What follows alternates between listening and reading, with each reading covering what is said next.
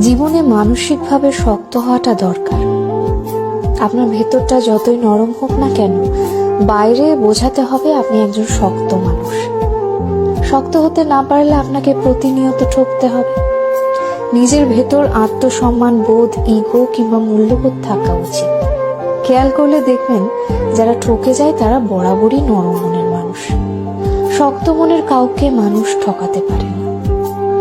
সবকিছু revenge of nature অর্থাৎ প্রকৃতির প্রতিশোধের উপর ছেড়ে দিতে নেই। কিছু বিষয়ে আপনার নিজেরও প্রতিশোধ নেওয়ার দরকার আছে। যে আপনাকে যতটুকু অবহেলা করে, কষ্ট দেয়, তাকেও সেই পরিমাণ অবহেলা কিংবা কষ্ট ফিরিয়ে দেওয়া উচিত। জীবনে ভালো থাকার জন্য হলেও একটু কঠোর হওয়া দরকার। যে কোনো কিছু সহজে পেয়ে গেলে মানুষ মূল্য দিতে জানে না।